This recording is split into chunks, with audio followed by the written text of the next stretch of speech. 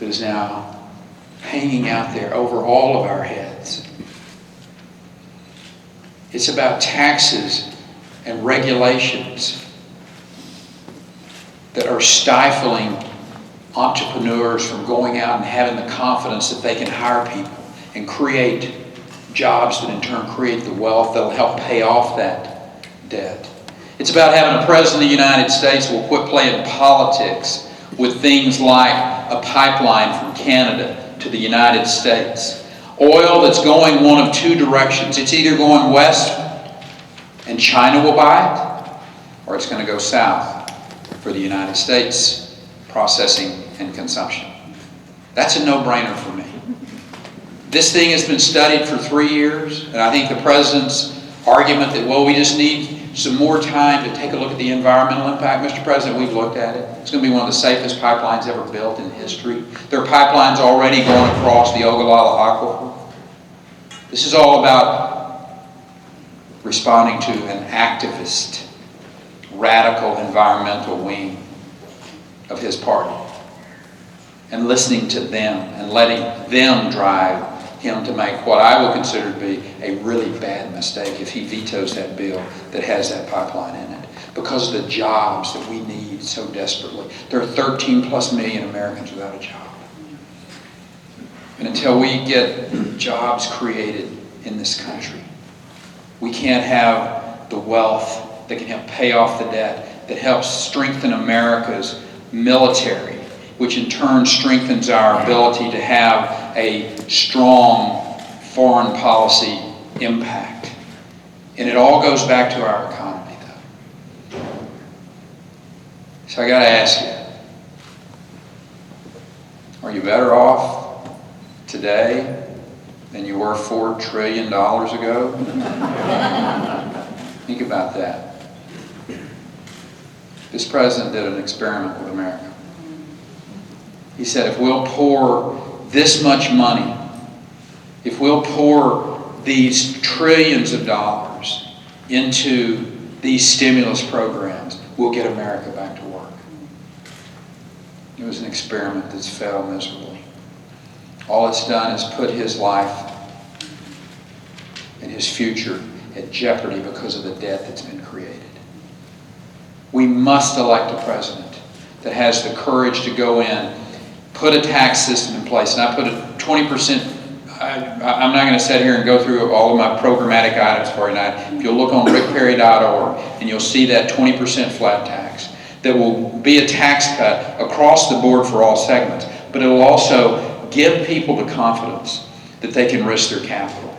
Pull those regulations back that have come in since 2008. Test them for whether they create jobs or they kill jobs. If they're job killers, they're gone. That's simple.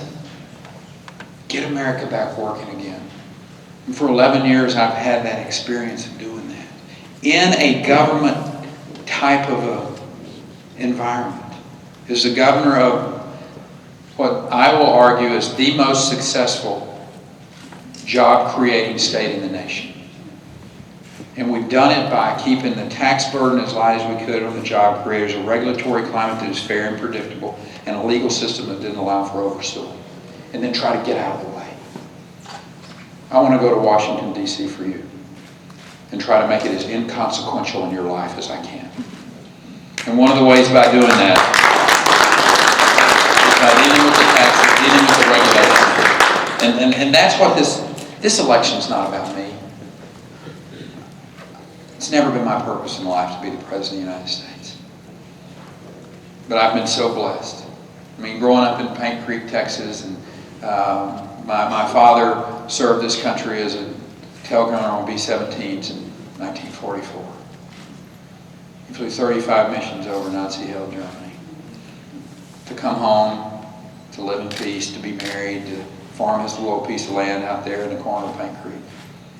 And he did that. But he also taught me it was my responsibility to get back to my country, to get back to my state. It's never been my purpose to be the president. It's been my purpose to serve this country. That's what this election is about. It's my opportunity to stand up and serve my country one more time, because our country's in trouble. And we have to have someone, we must have someone who is an outsider, who has that principled leadership, an individual who every day will go forward with you in mind, who understands what the average American is going through out there. And I see it in my state.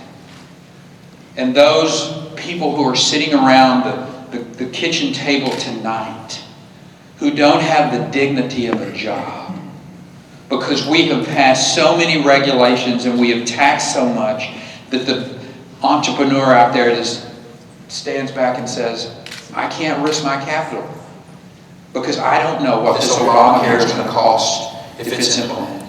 I don't know if the bank is going to loan me the money because of all this raft of regulations that have been put in place by the Dodd-Frank banking bill. That's what's happened to America. And we need someone with the courage to go forward. And it's not just about me. It's for all of us. I think about that in Isaiah 6:8. It says, here am I, send me. I consider that to be a challenge for all of us. Yes, we are choosing an individual that's going to go to Washington, D.C. to serve as the President of the United States. But if that individual does not have a clear and a powerful mandate from the people, the idea that we're going to pass a balanced budget amendment to the United States Constitution is really hard to do. The idea that at the same time we're talking about that balanced budget amendment to the United States Constitution, they're also saying we're going to pass a constitutional amendment that makes Congress a part-time body. I need you. I need you to be part of that army that's going to be going forward and saying we're going to take our country back. We're going to get America to be America again. And I want to make this pact with you, let's say, that if you'll have my back on January the 3rd at the caucuses here, I'll have your back in Washington, D.C. God bless you, and thank you all for coming out.